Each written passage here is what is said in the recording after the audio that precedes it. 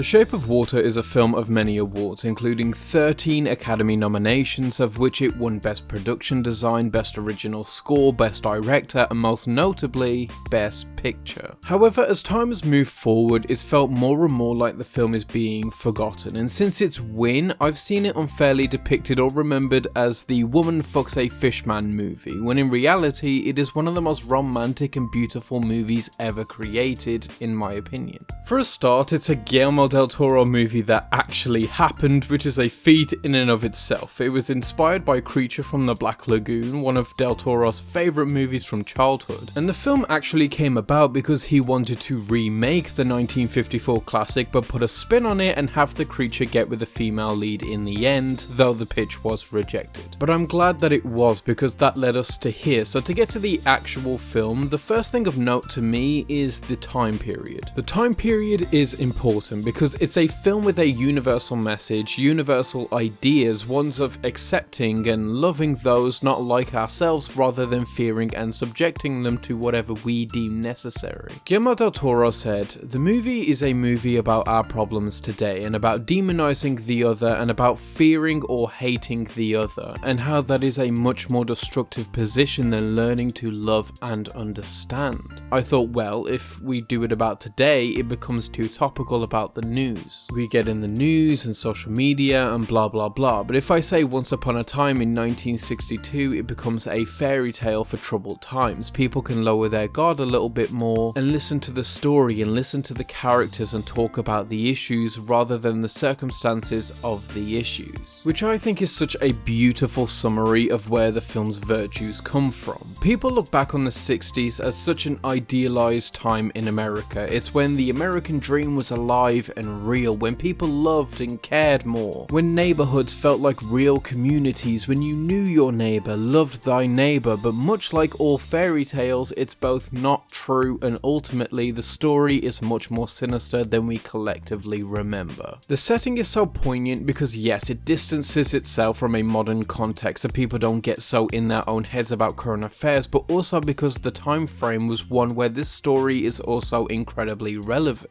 The 60s were a time of the civil rights movement, the Cold War, Vietnam, political assassinations like Kennedy or Martin Luther King Jr., Malcolm X, Fred Hampton, and there was the counterculture movement and rapid social changes. It was a time of glory for many and a time of the hardest of hardships for others. A time where being different, whether that be gay or black or anything outside what was considered right or normal, you were not just considered a social pariah. Being different was a fundamental threat to your life. Now, what's so beautiful about The Shape of Water in all of this is not only how it applies to the amphibian man and his relationship with Eliza, but how those themes also apply to a modern context. It's a demonstration on how unevolved we are no matter how much progress has been made. I think in the year 2025, we have even regressed so much that it is more important now than it was in 2017, with the increasing rise of transphobia, racism, anti-immigration, the revoking of people's autonomy, and the increase in strangle the economy has on the poor. This movie shapes a social commentary not just on love, but acceptance that is so undeniably powerful and yet has become so lost as the years have floated by.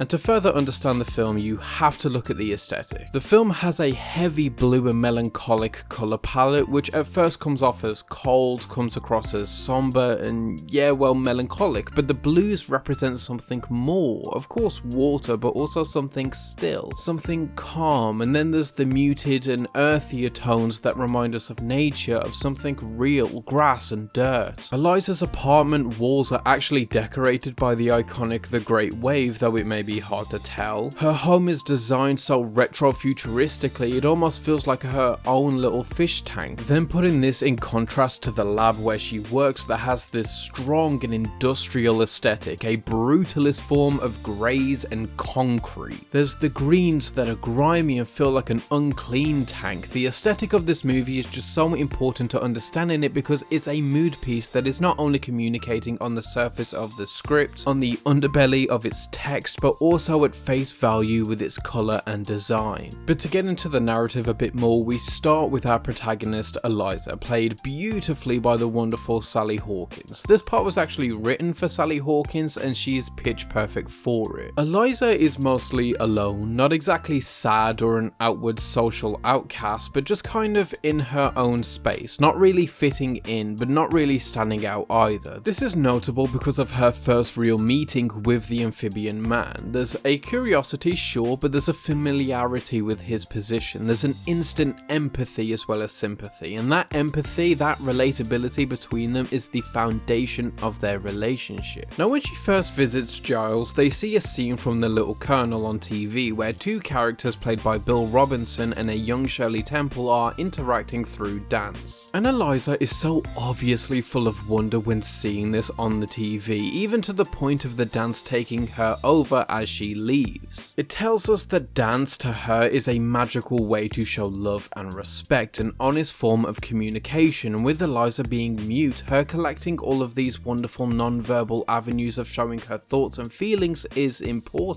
It comes back around later when she uses a dance routine to display her feelings towards the amphibian man and, more importantly, how he makes her feel. It starts off as her dancing solo, her performing for him, but later on it becomes this glorious duet because it's a symbiotic feeling that he reciprocates. And she knows that because, like she says to Giles at one point, he sees her for who she is. They are feeling and thus dancing in tandem. It's a beautiful scene. There are fan theories that suggest that she was a fish-like person herself the entire time. There are so many connections to her and water, like her dreams, her apartment, her scars, her childhood, but this can also just be attributed to artistic theming and metaphors and such. I think to take everything here at face value isn't exactly shallow, if you pardon the pun, but it feels very restrictive in a film that is clearly thinking about so much at all times. And to couple Eliza, we have the amphibian man, which is exactly what he's credited as, and I think it was a purposeful decision to not give him a name. To give something a name, especially a humanoid, is to, well, humanize them. If it's not a humanoid, then it feels like something you own. And the film is making a point that these people do not own the amphibian man, and they don't want to humanize him with a name because he isn't human. That's the point. We must meet him on his terms of existence, not ours. And this amphibian man, this apparent monster, is deified in this movie. He's a troubled messiah. He's a Christ-like that ascends from his woes. He heals his wounds. He gets the girl and performs miracles. Doug Jones embodies this creature so well, as he always does in Del Toro's work, because his physicality emotes so much. He's a wonderful character actor without ever needing to say a single word, and he's an absolute credit to this movie. And of course, it isn't all Eliza and the amphibian man. Our central romantic duo are what the film revolves around, but our side characters are just as important. Giles is a gay man, which is an obvious social commentary, but his dynamic in the story goes a little beyond that. His arc of growing from a man of little care for many things, not wanting to be involved, not wanting to confront any social issues, to realizing that his marginalization is an indicator that he should help others in similar positions, rather than telling them to accept their misfortunes simply because he has accepted his, is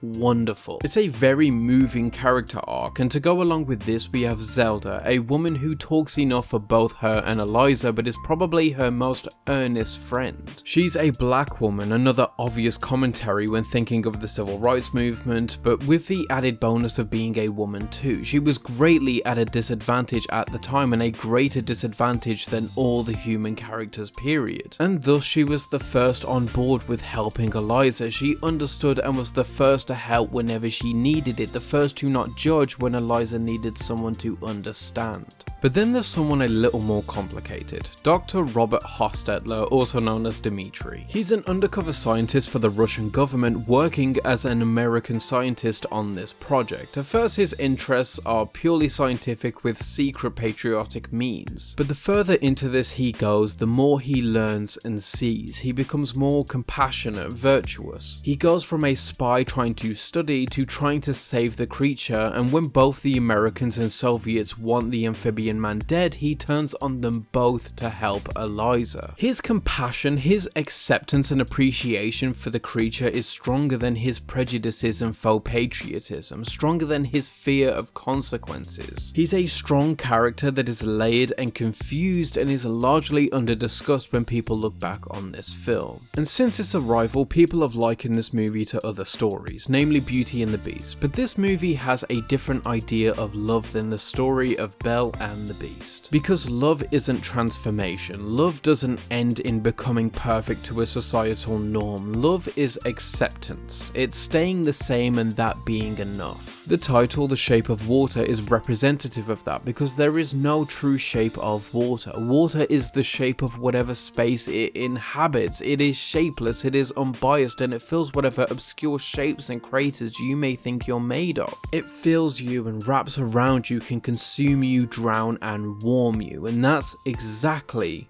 what love is. Some say the film is too obvious, too easy, and though yes at times it is incredibly obvious, that does not make it any less elegant at delivering its message. Is Strickland a one-dimensional evil bastard who mirrors many organisations, but most obviously the police during civil rights protests, who use such things as cattle prods to get some sense of coercive control over a group of people they hated and feared? Well, yeah. Does it make him any less effective? Well, no. I know writers who use subtext and they're all cowards. But the film does have many other layers that are working together to craft a narrative that is constantly interlacing real issues with a fairy tale about love, and in my opinion, it's one of the best to do it ever. But that's just me. Have you seen The Shape of Water? If so, what did you think? If not, will you? And whether it's one involving the boundless form of love or not, as always, keep watching movies.